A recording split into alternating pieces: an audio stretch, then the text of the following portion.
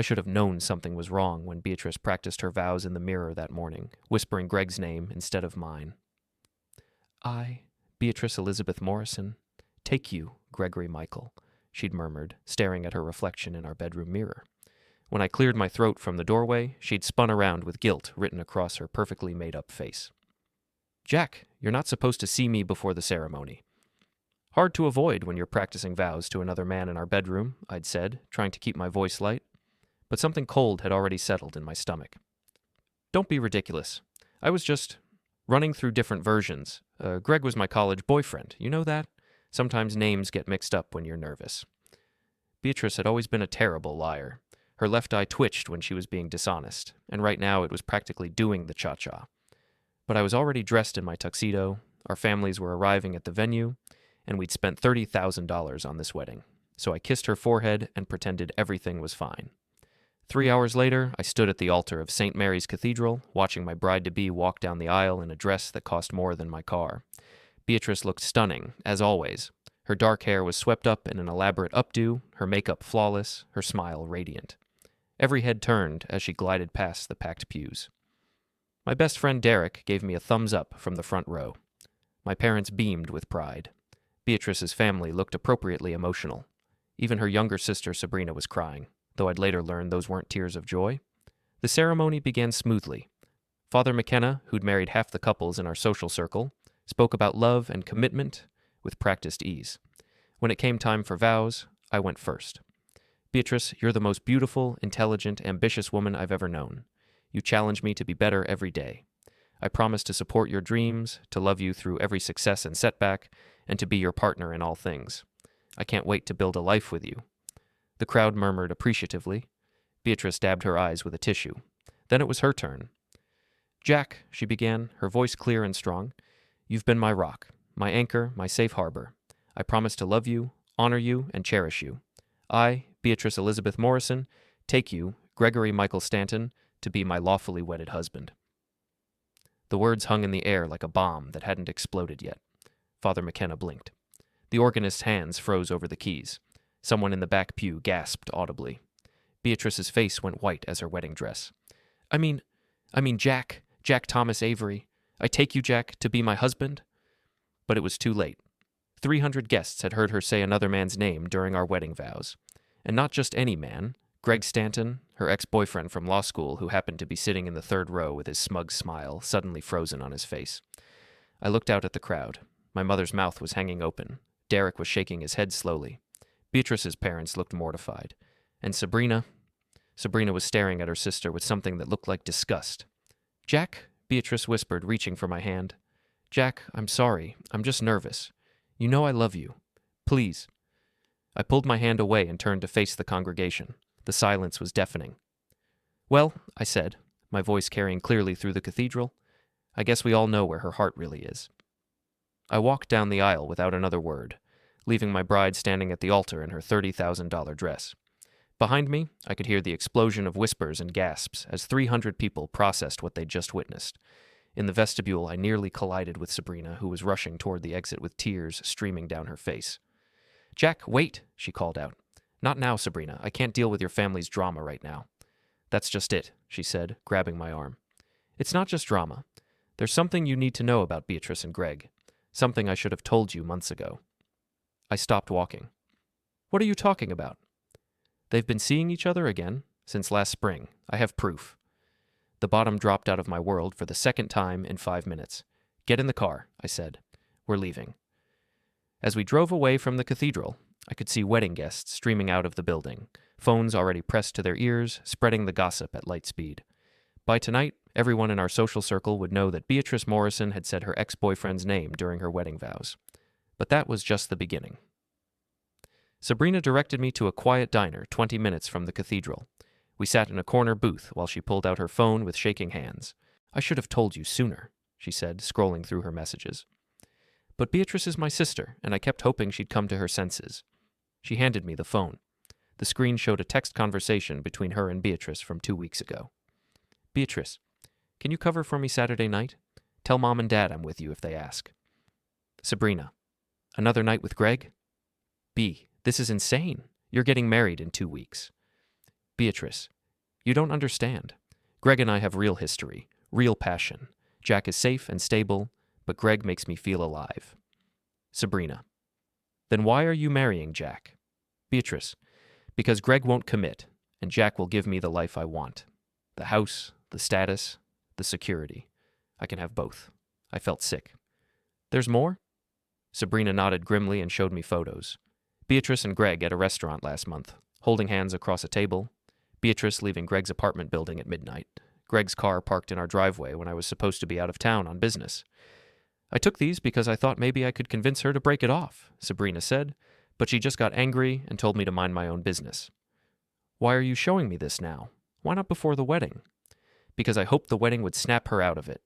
I thought once she made the commitment to you, she'd end things with Greg. But when I heard her practicing his name this morning? Sabrina shook her head. I knew she was going to humiliate you. I just didn't think it would be that publicly. I stared at the photos, my mind racing. How long have you known? Since April. I saw them together at that new wine bar downtown. They were all over each other. She paused. Jack, there's something else. Something worse.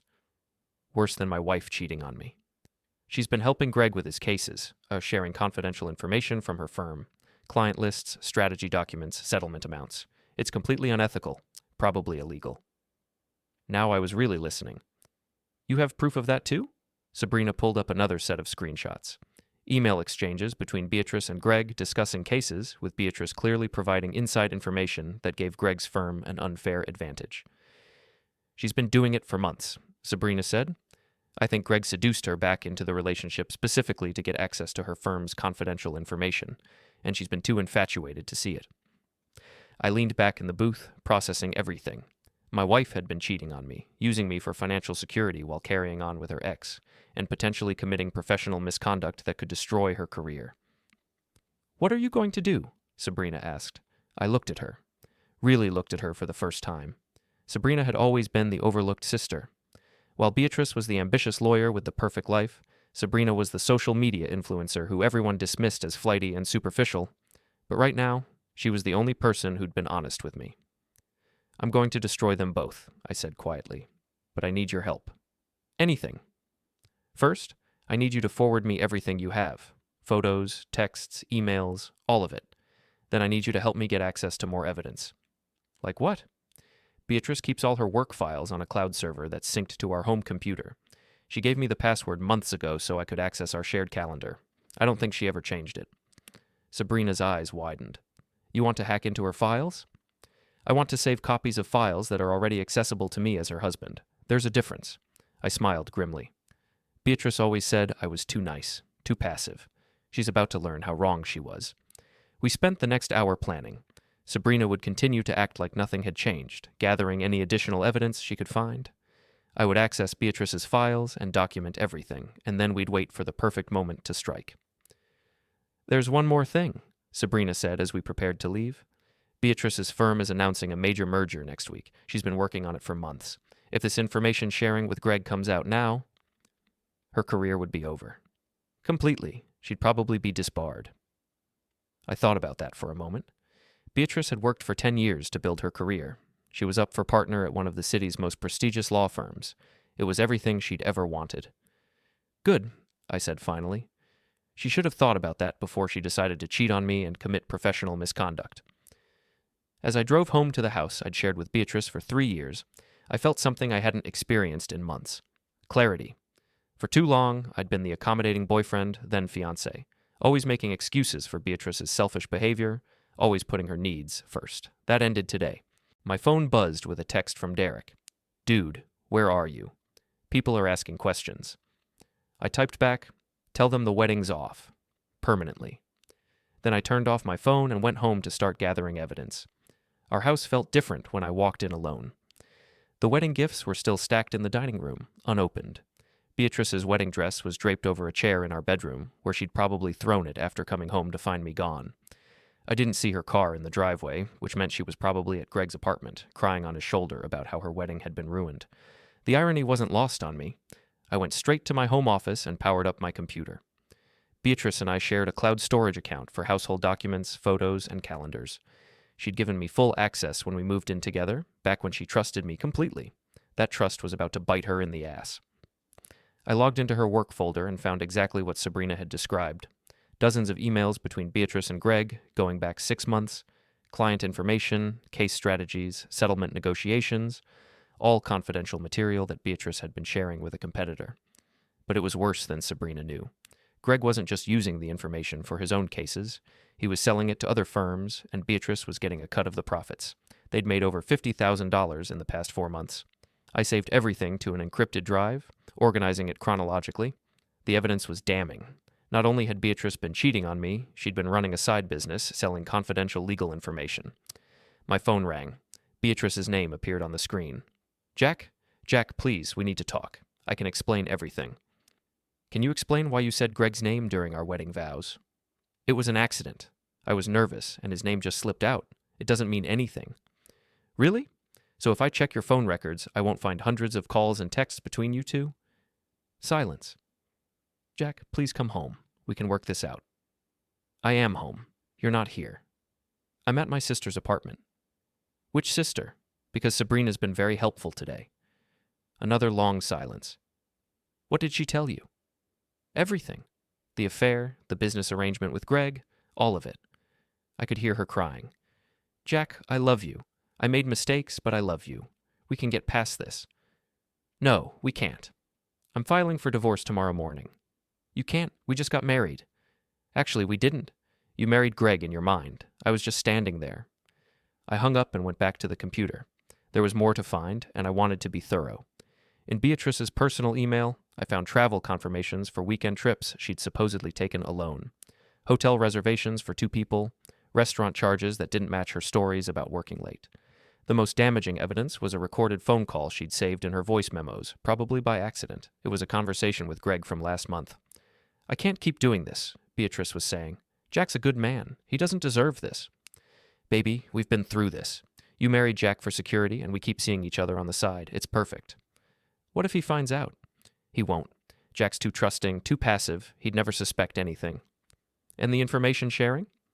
That's just business. You're helping me succeed, and we're both profiting from it. There's nothing wrong with that. It feels wrong.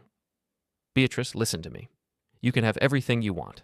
A stable marriage with Jack, passion with me, and financial success through our partnership.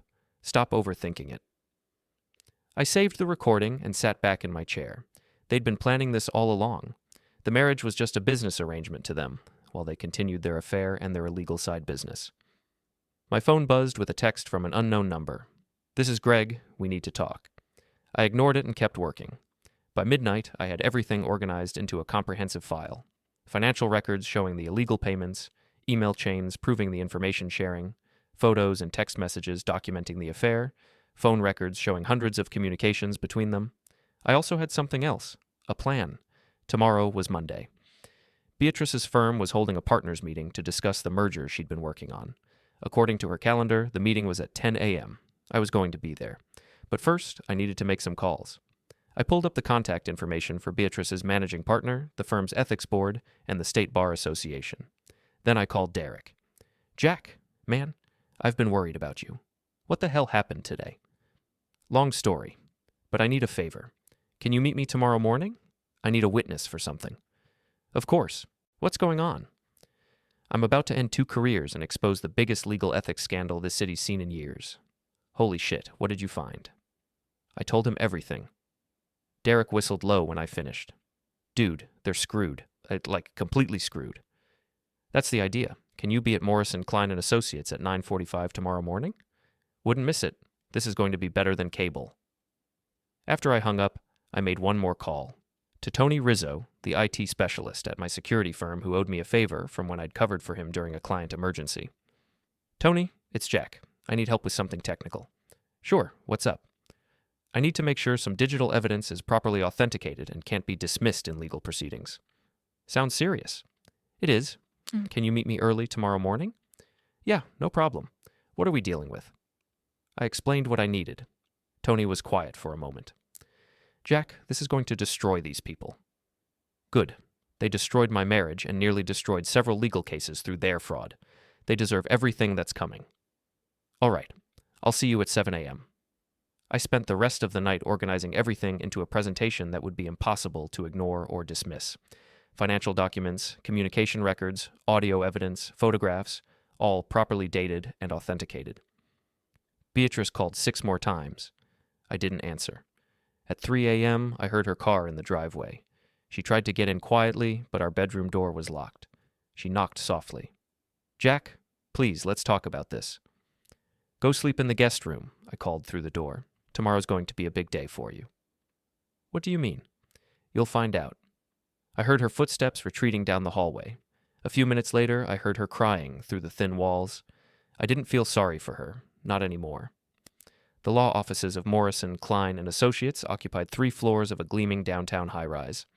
I'd been there many times for firm parties and holiday events, always as Beatrice's supportive partner, smiling and making small talk while she networked with colleagues and clients. Today was different. I arrived at 9:30 a.m. with Derek and Tony in tow, each of us carrying briefcases full of evidence. The receptionist, a young woman named Ashley, who'd always been friendly at social events, looked confused when she saw me. "Jack, weren't you supposed to be on your honeymoon today?" "Change of plans. I need to speak with Mr. Morrison immediately. It's regarding professional misconduct by one of his associates." Ashley's eyes widened. Let me call his office." While she made the call, I saw Beatrice emerge from the elevator with Greg at her side. They were deep in conversation, probably planning how to handle the fallout from yesterday's wedding disaster. Beatrice saw me and froze. "Jack, what are you doing here?" "Hello, Beatrice. Greg." I nodded politely to both of them. Perfect timing. We were just about to discuss your business relationship." Greg stepped forward, his chest puffed out in what I assumed was supposed to be an intimidating manner. "Look, Jack, I know you're upset about yesterday, but—" "Upset?" I laughed. "Greg, I'm not upset. I'm grateful. You saved me from making the biggest mistake of my life." "Mr. Avery?" Ashley had hung up the phone. "Mr. Morrison can see you now. Conference room B." "Excellent. Beatrice, Greg, you'll want to join us. This concerns both of you." I could see panic in Beatrice's eyes as we walked toward the conference room. She grabbed my arm. "Jack, please, whatever you're planning, let's discuss it privately first." "I think we're past private discussions, don't you? After all, you've been having those with Greg for months." Conference room B was a spacious room with floor-to-ceiling windows overlooking the harbor. James Morrison, the firm's founding partner, was waiting inside with 2 other senior partners and the firm's general counsel. "Jack," Morrison said, standing to shake my hand. "I'm sorry about yesterday. Ashley mentioned something about professional misconduct?" "That's correct. I have evidence that one of your associates has been sharing confidential client information with competing firms in exchange for financial compensation." The room went silent. Morrison's face hardened. "That's a very serious accusation." "Yes, it is. Tony, would you set up the laptop?" While Tony connected his computer to the conference room's projection system, Beatrice and Greg took seats at the far end of the table. Beatrice looked like she was going to be sick. "Before we begin," I said, "I want to note that Derek Williams and Tony Rizzo are here as witnesses, and this meeting is being recorded with the consent of all parties present." "Jack," Beatrice said desperately, "you don't have to do this. We can work something out." "Actually, I do have to do this, because what you've been doing isn't just unethical, it's criminal." I nodded to Tony, who began the presentation. The first slide showed a timeline of communications between Beatrice and Greg, starting 6 months ago. As you can see, Beatrice Morrison has been in regular contact with Gregory Stanton of Stanton and Associates, sharing detailed information about ongoing cases, client strategies, and settlement negotiations. Morrison leaned forward, studying the screen. "These are internal case files." "Correct. Files that Beatrice accessed through her position here and shared with a competing firm." The next slides showed financial records, payments from Greg's firm to a shell company that Beatrice had set up. Over the past 4 months, Ms. Morrison has received over $50,000 in exchange for this information. Greg stood up abruptly. "This is ridiculous. Jack, you're obviously angry about yesterday, but making false accusations." "Sit down, Greg." Tony clicked to the next slide, which showed bank records linking the payments directly to accounts controlled by both Beatrice and Greg. "These aren't accusations. This is documented evidence of fraud, conspiracy, and violation of attorney-client privilege." Morrison's face was red with anger. "Beatrice, is this true?" Beatrice was crying now. "Mr. Morrison, I can explain. Actually, let me explain." I nodded to Tony again. "Because there's more." The next part of the presentation showed specific cases where Beatrice's information had been used by Greg's firm to gain unfair advantages. Client settlement amounts that Greg had mysteriously known in advance, strategy documents that had been leaked before depositions, confidential medical records that had somehow ended up in opposing counsel's hands. In total, the financial damage to your clients and this firm exceeds $200,000, I said, and that's just what we can document.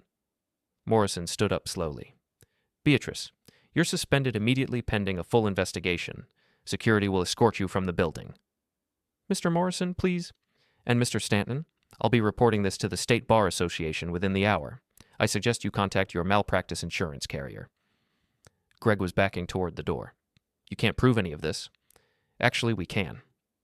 Tony clicked to the final slide, a transcript of the recorded phone conversation between Beatrice and Greg. Ms. Morrison was kind enough to record this conversation herself. He played the audio. Beatrice's voice filled the room. I can't keep doing this. Jack's a good man. He doesn't deserve this. Greg's response. Baby, we've been through this. You married Jack for security, and we keep seeing each other on the side. It's perfect. Morrison's general counsel was already on his phone, presumably calling the State Bar Association. The other partners were staring at Beatrice in disgust. There's one more thing, I said, pulling out a thick folder. Divorce papers. Beatrice, you're being served. Derek stepped forward with a second folder. And Greg, you're being served with a civil lawsuit for interference with marriage and conspiracy to commit fraud. Both of them stared at the documents in shock. The State Bar Association will receive copies of all this evidence within the hour, I continued, as will the district attorney's office, since fraud charges may be appropriate. Morrison looked like he was about to have a stroke. Beatrice, clear out your office immediately. Your access to all firm systems is revoked as of this moment. Mr. Morrison, Beatrice said, her voice barely a whisper, I've worked here for 5 years. This firm is my life. You should have thought of that before you decided to sell out our clients. Security guards appeared in the doorway. Morrison nodded to them. Escort Ms. Morrison and Mr. Stanton from the building. They're not to return under any circumstances.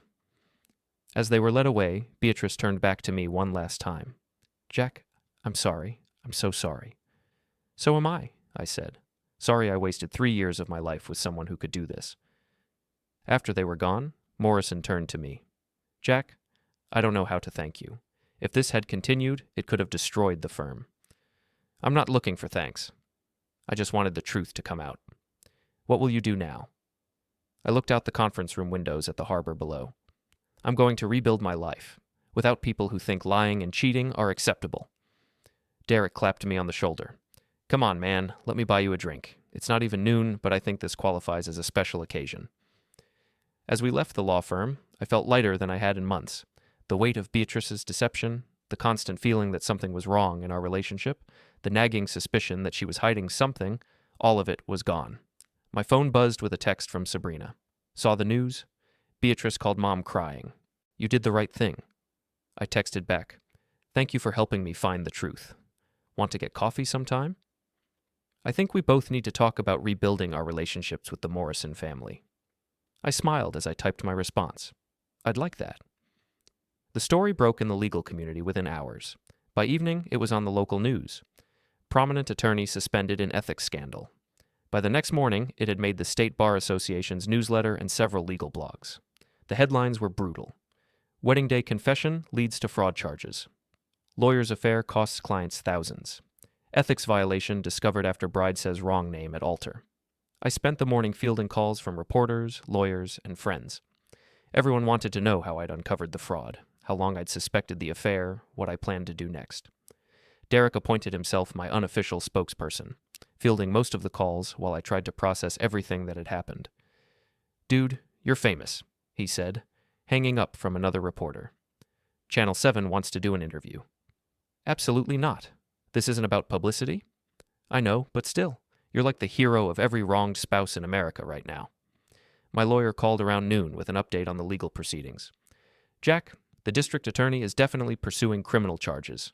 Fraud, conspiracy, violation of professional ethics. Beatrice is looking at potential jail time. And Greg? Same charges, plus the civil suit you filed is solid. His firm has already suspended him pending investigation. What about the divorce? That should be straightforward now. With the evidence of adultery and fraud, you'll get everything you're asking for. Beatrice's lawyer is already talking about a settlement. I felt a mixture of satisfaction and sadness. Satisfaction that justice was being served.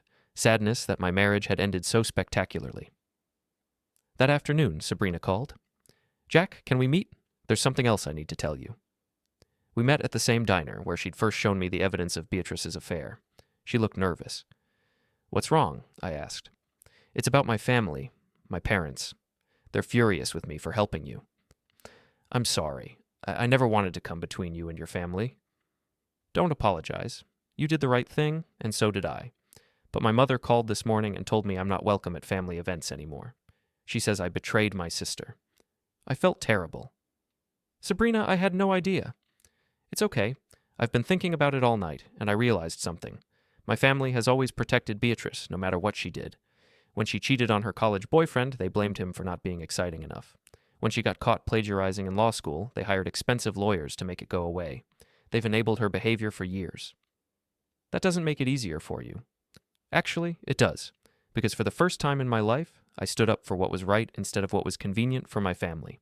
And I'm proud of that." She paused, looking down at her coffee. "There's something else. I've been thinking about what you said yesterday, about rebuilding your life. I think I need to do the same thing." "What do you mean?" "I've been living in Beatrice's shadow my whole life. The pretty sister, the smart sister, the successful sister. I've never really figured out who I am when I'm not being compared to her." "You're stronger than you think. What you did yesterday took courage." "Maybe, but I want to find out what else I'm capable of." We talked for another hour about family, relationships, and starting over. When we got up to leave, Sabrina surprised me with a hug. "Thank you," she said, "for showing me that sometimes doing the right thing is more important than keeping the peace. Thank you for having the courage to tell me the truth." As I drove home, I realized that losing Beatrice might have been the best thing that ever happened to me. Not just because I'd escaped a fraudulent marriage, but because it had shown me who my real friends were. Derek, who dropped everything to support me through the crisis. Tony, who'd used his technical skills to help me present the evidence professionally. Sabrina, who'd risked her family relationships to tell me the truth. These were the people I wanted in my life going forward.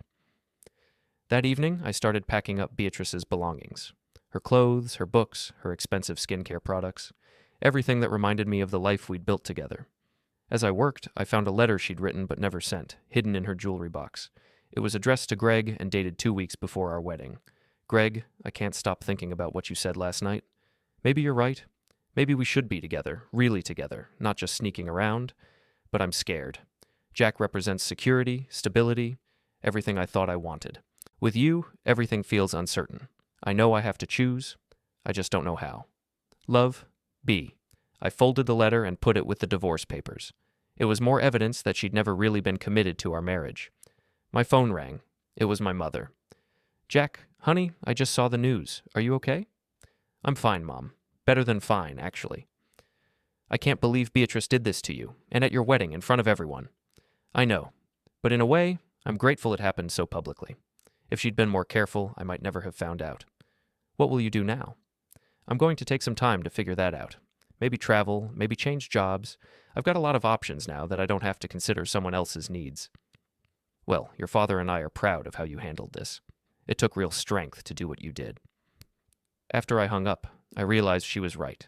For years, I'd been the accommodating partner, always putting Beatrice's needs first, always avoiding confrontation, but when it mattered most, I'd found the courage to fight back. The house felt different now that Beatrice's things were packed away. Lighter, somehow, like a weight had been lifted. I poured myself a glass of wine and sat on the deck, watching the sunset over the harbor. Tomorrow, I'd start the process of rebuilding my life. New job, new home, new relationships built on honesty and trust. But tonight, I was just going to enjoy the peace of knowing that the truth had finally come out. 3 months later, I was sitting in the same conference room where I'd exposed Beatrice and Greg's fraud scheme. This time, I was there for the final divorce settlement. Beatrice looked terrible. She'd lost weight, her usually perfect hair was pulled back in a messy ponytail, and she was wearing a cheap suit instead of her usual designer clothes. The State Bar Association had suspended her license pending the outcome of her criminal trial, and no law firm in the city would hire her. Greg wasn't there. He'd already pled guilty to fraud charges and been sentenced to 2 years probation and community service. His law firm had fired him, and he'd moved to another state to try to rebuild his career. "Ms. Morrison," the mediator said, Do you agree to the terms as outlined in the settlement agreement? Beatrice's lawyer whispered something in her ear. She nodded reluctantly. Yes. And Mr. Avery? I agree. It was over. The marriage that had ended so spectacularly at the altar was now officially dissolved. I got the house, the cars, and most of our shared assets.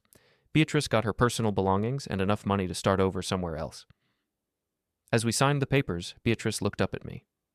Jack, I know you probably don't want to hear this, but I really am sorry. Not just about getting caught, but about what I did to you. You deserved better. Yes, I did. Do you think you'll ever be able to forgive me? I thought about it for a moment. Maybe someday, but not today. She nodded and finished signing the documents. When it was done, she gathered her things and walked toward the door. Beatrice? She turned back. I hope you figure out what you really want in life, and I hope next time you're honest about it from the beginning. She started crying then, but I didn't feel sorry for her. She'd made her choices, and now she had to live with the consequences. After she left, my lawyer shook my hand. Congratulations, Jack. You're officially a free man. Thank you for everything. I walked out of the law firm and into the bright afternoon sunshine. Derek was waiting for me on the sidewalk. How'd it go? It's done, finally. Good, because I have news. Remember that security consulting contract I mentioned? The one in San Francisco? Yeah. They want to interview you next week. It's a great opportunity. New city, new start, double your current salary. I smiled. Set it up. As we walked toward Derek's bar, my phone buzzed with a text from Sabrina. Saw the court notice in the paper. Congratulations on your freedom. Dinner to celebrate. I texted back, absolutely. Pick the place. Over the past 3 months, Sabrina and I had become close friends. She'd been ostracized by her family for helping me expose Beatrice's fraud, but she'd used the opportunity to reinvent herself. She'd started a new business, moved to her own apartment, and begun dating someone who appreciated her intelligence instead of just her looks. You know what's funny? I said to Derek as we reached his bar. What? If Beatrice had just been honest with me from the beginning, if she'd told me she still had feelings for Greg and wanted to end our relationship, I would have been hurt, but I would have respected her for it. Instead, she tried to have it all and lost everything. Exactly. The affair was bad enough, but the fraud, the lying, the manipulation, that's what really destroyed her. Derek poured me a beer. So what's next for Jack Avery? I don't know yet, but for the first time in years, I get to decide for myself. That evening, I had dinner with Sabrina at a small Italian restaurant downtown. She looked happier than I'd ever seen her. So tell me about this job opportunity, she said. It's a senior position with a cybersecurity firm. They want me to head up their new client services division. That's amazing. Are you going to take it? I think so. There's nothing keeping me here anymore. What about us? Our friendship? I smiled. Distance doesn't have to change that. Besides, you mentioned wanting to expand your business to other cities. True. Maybe I'll open a West Coast office. We talked about the future, about second chances and new beginnings. As the evening wound down, Sabrina reached across the table and took my hand. Jack, I want you to know something.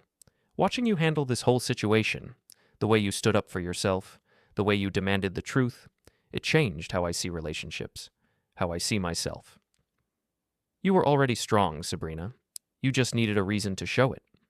Maybe. But I learned something important from you. Sometimes the people who hurt us the most are the ones who force us to become who we're really supposed to be. A week later, I was on a plane to San Francisco for my job interview. As the plane lifted off, I looked down at the city where I'd lived for the past 5 years. Somewhere down there, Beatrice was probably trying to figure out how to rebuild her life after losing her career, her marriage, and her family's respect. I didn't feel angry anymore. I felt free. The job interview went perfectly. They offered me the position on the spot, along with a signing bonus and relocation package. I accepted immediately.